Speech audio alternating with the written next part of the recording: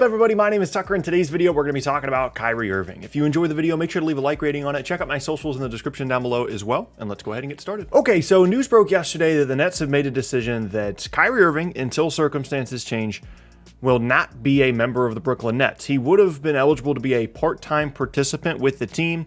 He would have been able to practice because of a recent decision at their home facility, and he would have been able to play in away games, which would have been, I believe, like 39 games because he wouldn't have been able to play in the Knicks games. But Brooklyn just basically made the decision that it was better for them to have him not be in and out of the team and either have him be all in or all out. And as of right now, that leads to him being all out. And this brings to a bit of an end a saga that really has huge ramifications, not only for the team, but for his teammates and for the NBA as a whole, because there's a possibility that the Nets can still maybe win the title, which we'll talk about later, but obviously it doesn't help when Kyrie is apparently just not going to be part of the team. So the first question is this the right decision for Brooklyn? Because even with the amount of talent that they have, James Harden, Kevin Durant, all the other guys that they brought in the offseason, it's still like a huge deal to just tell someone as talented as Kyrie Irving not to play for your basketball team, even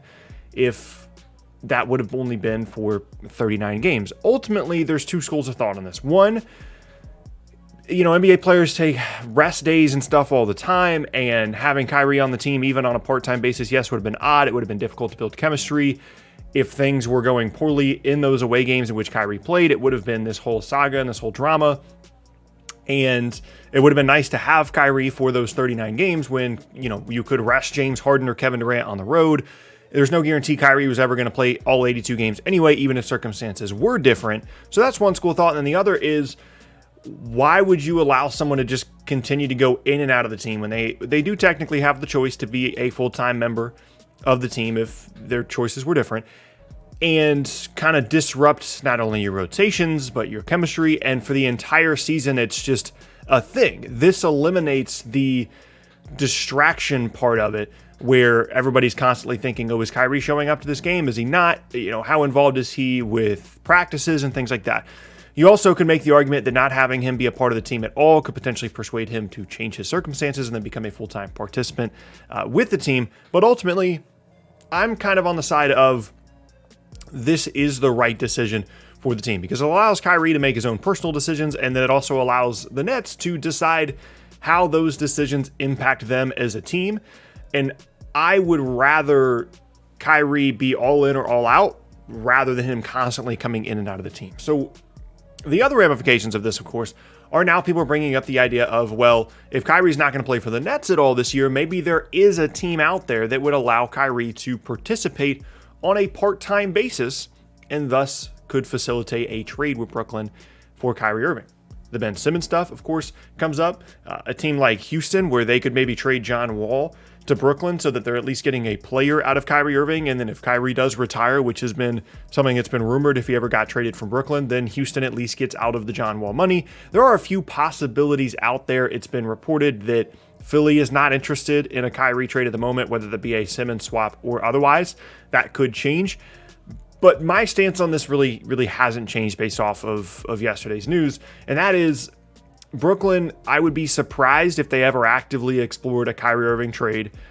Not necessarily because it wouldn't be good for them as a basketball team. If they talked to Kevin Durant and James Harden about it and they decided that they wouldn't mind it, I'm sure they would explore it. But it's just more so about the limited amount of value you would get in exchange for a guy that's only eligible for half the games, and in his time in Brooklyn has just kind of dipped on the team at certain points. It has certainly not been a perfect tenure for Kyrie Irving in Brooklyn. So I just don't think that his trade value is necessarily all that high, especially in comparison to the value that he would provide to the team if he did come back as a full-time participant, not to mention the relationships that he has with guys like Kevin Durant on the roster, where you kind of would have to get permission to even search for trades. It becomes a very complicated situation. So I don't anticipate him being traded, nor do I really anticipate him retiring. I don't know. That is the weird one to me, where if Kyrie's just not planning on playing basketball this year, maybe he's just done. Maybe he's just decided that he doesn't want to play basketball anymore and he wants to do other stuff with his life, which would be perfectly fine. That would be his decision. But that, I feel like, is more likely than him getting traded at this point. And it could happen simultaneously because,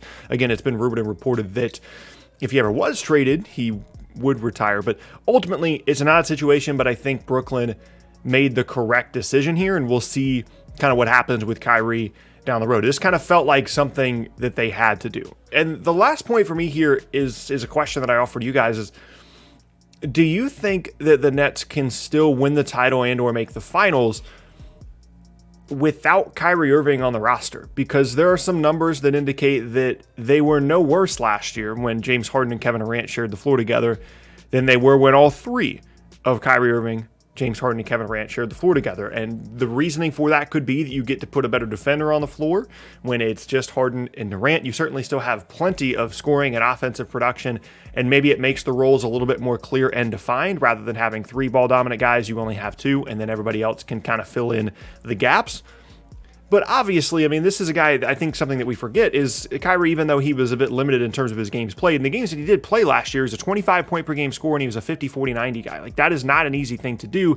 And when healthy, he was really good in the postseason as well. The idea behind, can Brooklyn still be really good? Can they still make the finals? Is from the playoffs last year where, Kyrie got hurt in the middle of the Milwaukee series. James Harden came back in the middle of the Milwaukee series, but clearly was not anything close to 100%. And it was basically just Kevin Durant out there, and they were very, very close to defeating the Milwaukee Bucks in Game 7, the team that, of course, ended up winning the title. Now, granted, the team that Milwaukee was when they made the finals compared to the team they were in that Nets series was entirely different. They were playing with much more confidence, but I do think that it speaks to just the pure insane level of offensive talent on this team to point out that, yes, it is possible, in my opinion, that they could make the finals and or win the title even without Kyrie Irving. Now, what I anticipate happening here moving forward with this situation, I really have no idea. Things can always change tomorrow or next week. Kyrie could decide to change his circumstances and he could join the team. He could be a full-time participant and they could continue to have their big three. But even if that doesn't happen, I wouldn't expect any kind of drastic change from Brooklyn on the court or otherwise. I wouldn't expect them to trade him. I wouldn't expect him to retire. I think he would just kind of hang out, and if his choices ever changed, then he would join the team, and if they didn't, he wouldn't. And I think the team is obviously going to be worse without Kyrie. However, with a full season of hopefully healthy James Harden and Kevin Durant getting acclimated to playing with each other and building that chemistry with him and with those two guys and the rest of the roster, some of the additions they have, there's plenty of depth here. There's plenty of offensive talent to where Brooklyn is still absolutely going to be a threat. I don't think this takes them out of like the contender conversation in the Eastern Conference in any way. But that is going to be the end of today's video, and I thank you guys very much for watching. Once again, my name is Tucker. If you missed any of my previous videos, be sure to check out the boxes on screen. And again, if you enjoyed it, make sure to leave a like rating on it as well. With all this thing said, hope you guys have an awesome rest of your day, and I will see you all next time.